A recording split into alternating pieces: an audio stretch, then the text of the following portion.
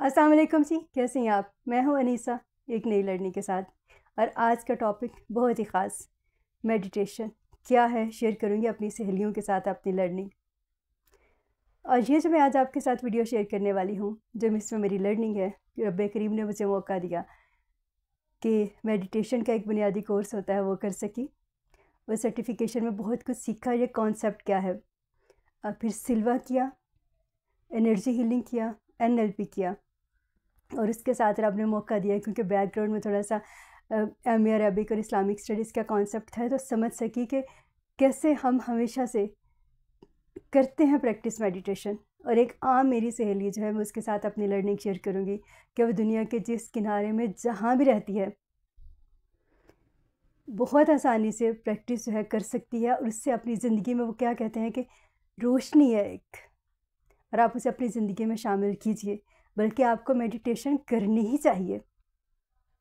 और इस चैनल पे मेरी वीडियोस बनाने का मकसद ये है कि मेरी सहेली दुनिया के जिस भी किनारे से जब भी इस वीडियो को देखेगी, अपने हालात वाक़यात में सबसे पहली कोच, मोटिवेशनल स्पीकर, अपनी एनर्जी हीलर और अपनी NLP प्रैक्टिशनर वो खुद हो।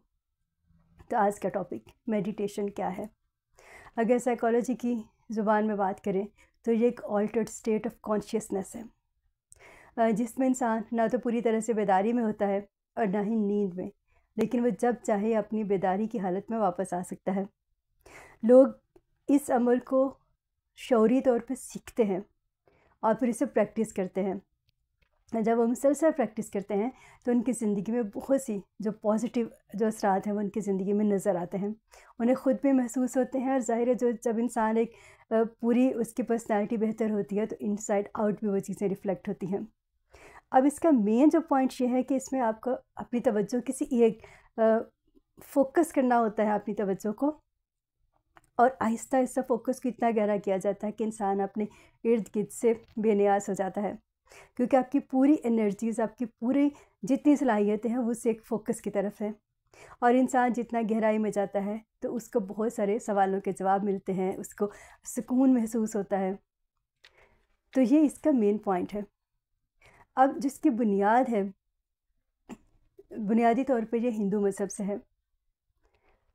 जो इसकी प्रैक्टिसेस जो हैं, जो बुनियादी तौर पर हिंदू मज़हब से है, जो लफ्ज़ मेडिटेशन है और जो कॉन्सेप्ट जो आजकल हम सुनते हैं, इसकी बुनियाद जो अभी आई है ये हिंदू मज़हब से है।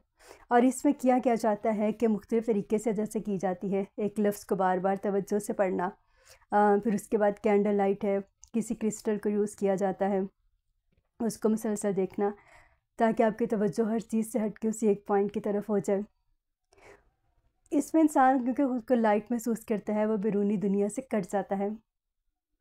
और जब कुछ लोग बहुत अरसे तक इसकी प्रैक्टिस करते हैं तो उनकी ज़िंदगी में, जैसे मैंने कहा ना, कि फ़ोकस भी बढ़ता है और उनका अपनी ज़ात के साथ राब्ता भी बेहतर होता है। अब आपके साथ बात करती हूँ कि क्योंकि मैं मुसलमान हूँ तो जो मेरी लर्निंग है, मेरी सहेलियों, हमें हमारा दीन कहता है गौर व फ़िक्र क्यों नहीं करते, तदब्बुर क्यों नहीं करते। इसी तरह से अगर हम हॉली प्रॉफिट की लाइफ देखें, जब आप गारे हीरा में जाते थे दुनिया से कट के, मेडिटेशन तो हमें सिखाई गई है। हॉली प्रॉफिट की लाइफ से देखें। और उसके बाद अब हम डे टू डे में कैसे प्रैक्टिस कर सकते हैं। एज एनर्जी हीलर मैं आपको बताऊं, जो मैं सीख सकी हूँ, जो मेरी लर्निंग है, जो मैं इतने सालों में प्रैक्टिस किया, जो हमें सिखाया गया ना, तहज्जुद, उस वक्त बेस्ट एनर्जी हीलिंग का आपके पास वक्त होता है, आपके ऑरा एनर्जी का। आप उस वक्त उठें, अगर आप उठ सकते हैं फजर से बस 20-25 मिनट पहले अगर उठ सकते हैं तो बहुत बेहतर। अगर नहीं भी कभी उठ सकते तो फिर दूसरी सूरत में क्या करते हैं, फ़जर की नमाज़ के लिए उठें। और जो हॉली प्रॉफिट की सुन्नत है ना कि फ़जर के बाद सोना नहीं है, तो जागते रहें। उस वक्त जब फ़िज़ा में ख़ामोशी होती है और फिर हमें जो तस्बीहात बताई जाती हैं, जो सुबह के अज़कार बताए जाते हैं, फ़ोकस करके पढ़ें। नहीं फ़ोकस ठहरता तो इससे भी और आसान बात बताती हूँ। दिन में 5 वक़्त की जब नमाज़ पढ़ती हैं, जब आप जाए नमाज़ पे खड़े हों तो सिर्फ इतना फ़ोकस कर लें कि आप एक हस्ती के सामने खड़े हैं। नमाज इज़ द बेस्ट मेडिटेशन। जी मेरी सहेलियों, कभी इसको इस तरह से करके देखिए। जब अज़कार कर रही होती हैं, क्योंकि फोकस है ना, तो आपको ये है कि आप डिवाइन पावर के साथ कनेक्टेड हैं। आप इसमें मेटाफिज़िक्स ज़्यादा काम करता है। आप कॉन्शियस क्योंकि स्टेट में नहीं होते, आप ऑल्टर्ड स्टेट ऑफ कॉन्शियसनेस में होते हैं, तो आपका सबकॉन्शियस भी इसमें साथ एक्टिव होता है। आप ये सोचें, सिर्फ इतना सोच लें, कुछ समझ नहीं सकते। मेरी आम सहेली जो बिल्कुल इस चीज़ को नहीं समझती, मैं मुसलमान हूँ तो उसकी बात करती हूँ, जब आप नमाज के लिए खड़े होते हैं, सिर्फ इतना यकीन कर लें कि मैं अपने परवरदिगार के सामने खड़ी हूँ, या ये यकीन कर लें कि वो हस्ती मुझे देख रही है। जैसे ही आप आहिस्ता आहिस्ता सिर्फ इस चीज़ को प्रैक्टिस करेंगी, तो आप खुद महसूस करेंगी कि आपकी ज़िंदगी में कितना सुकून आ जाएगा। आपको सवालों के जवाब मिलना शुरू हो जाएंगे, और वो ख़ास तौर पर उस वक्त मिलते हैं जब फजर के बाद, जब हम नहीं सो रहे होते और ख़ामोशी के साथ, थोड़ी ख़ामोशी होती है, एक आधा घंटा होता है हमारे पास, उसमें आप खुद देखेंगे कि आपको सवालों के जवाब खुद मिलेंगे।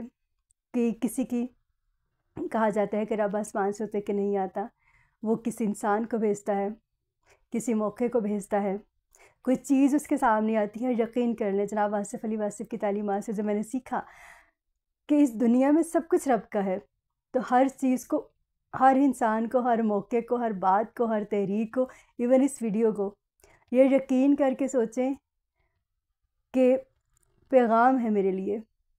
तो जब आप उससे दुआ मांगेंगे, जब हम मांगते हैं दिन सिरातल मुस्तकीम, हमें राइट पाथ दिखा, तो वो राइट चीज़ें हमारे पास क्यों नहीं आएंगी। यूनिवर्सल लॉज यही तो कहता है, जो हम सोचते हैं, जो हमारी थॉट की वाइब्रेशन है, वैसी चीज़ें हम अट्रैक्ट करते हैं। तो कैसा लगा आपको मेडिटेशन का ये कॉन्सेप्ट?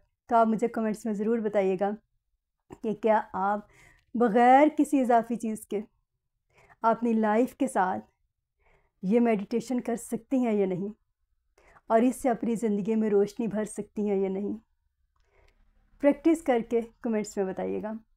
और यहाँ पे एक चीज़ हम ज़हन में रखें कि हमने वो नमाज़ नहीं पढ़नी जो हमारे पेरेंट्स ने हमें सिखाई थी, जो हम आज तक पढ़ते आए हैं, अपने शऊर की हालत के साथ, सिर्फ़ एक तसव्वुर करके कि ये आपका वक्त जो है आपके क्रिएटर के साथ मुलाकात का है। फिर मुलाकात होती है किसी ऐसी लड़की के साथ, रब के हवाले।